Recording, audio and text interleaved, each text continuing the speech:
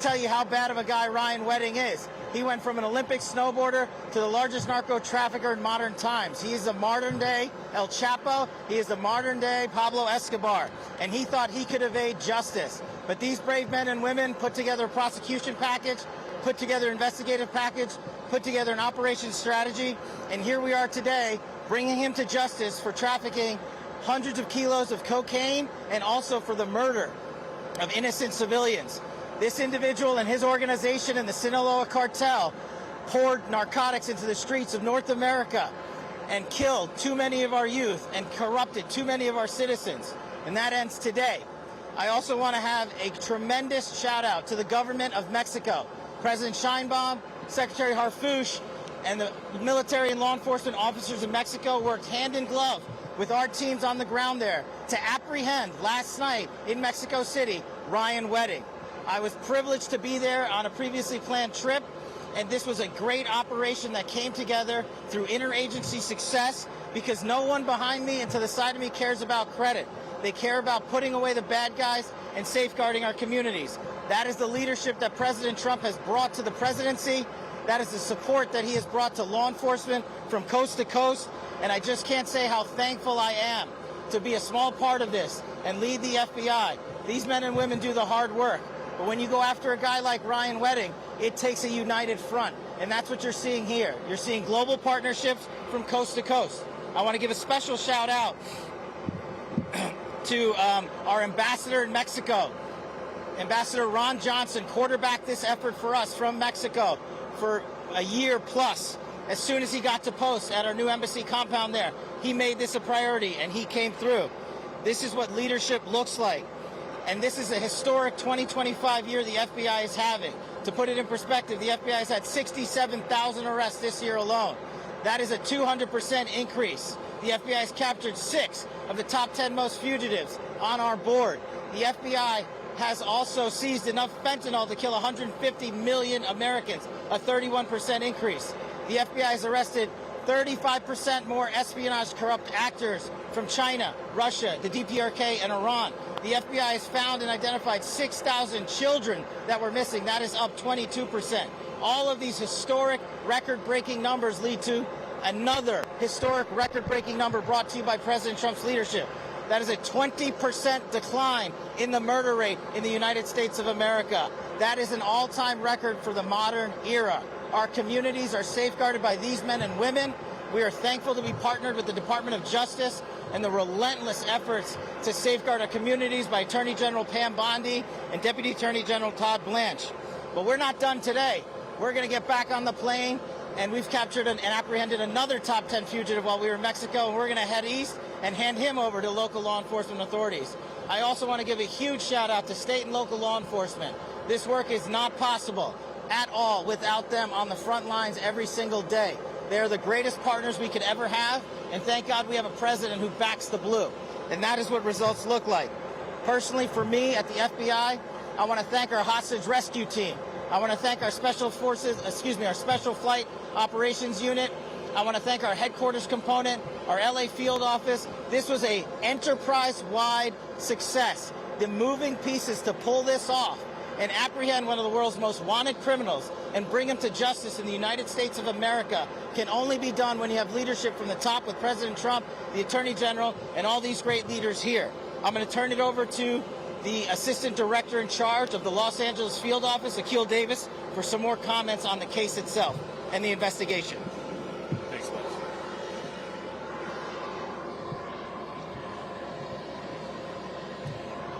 Good morning. My name is Akil Davis. I'm the Assistant Director in charge of the FBI's Los Angeles Field Office. We told you in November we would find Mr. Wedding, and today that day has arrived. The long arm of the law extends beyond our borders.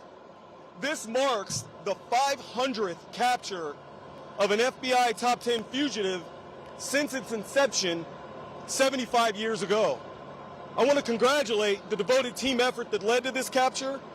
Today is a great day for the FBI and for our partners here today, specifically our partners at the RCMP, the LAPD, and the DEA, and so many other agencies at every level.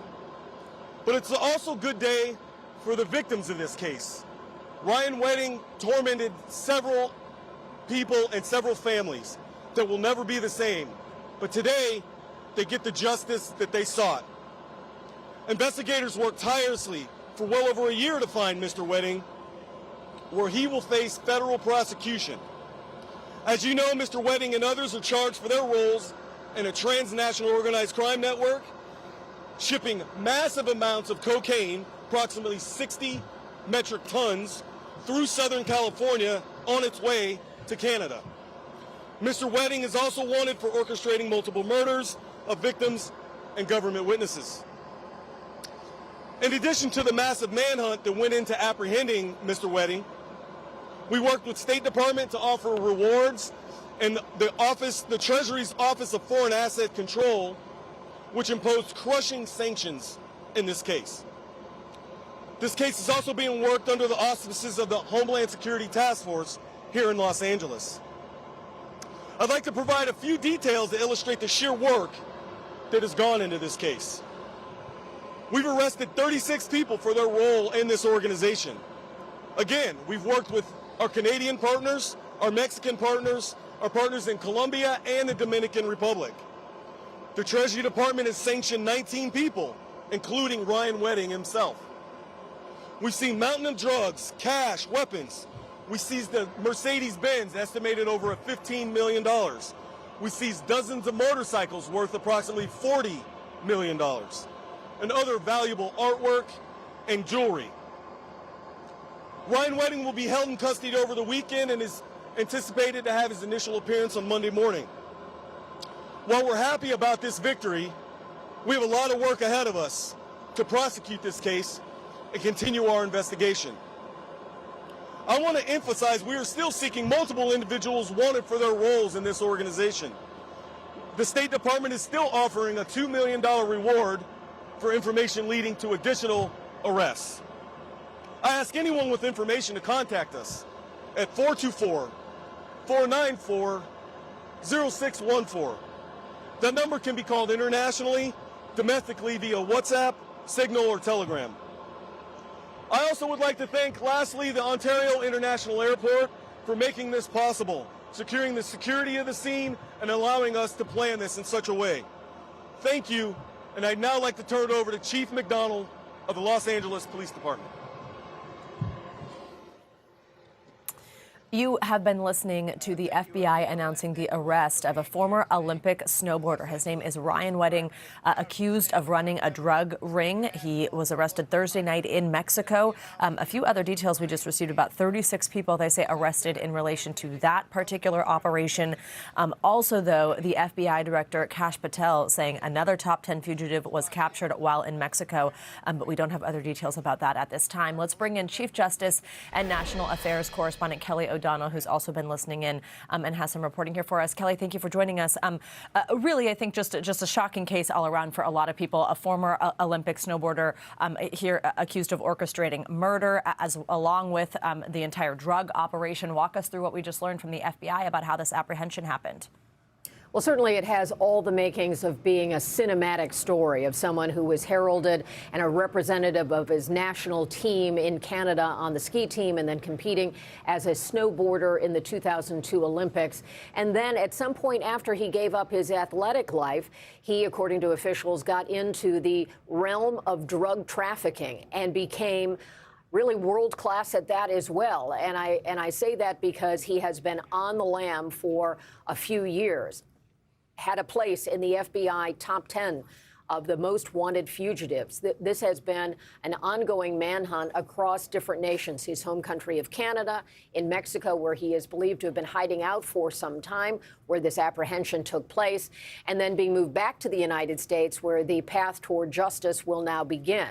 Officials say he'll have his first court appearance on Monday, and the charges against him are numerous, and officials there were outlining some of what they were able to seize in the process, and that will all be important evidence. When you're talking about a drug ring of this size, bringing millions of kilos of cocaine into the United States, the criminal enterprise associated with that, they had a lot of valuable goods associated with this criminal enterprise: art, valuable automobiles and motorcycles, and the kinds of things that now will be used as evidence as Ryan Wedding will have his day in court and will be brought forward on these indictments that include the trafficking as well as murder charges.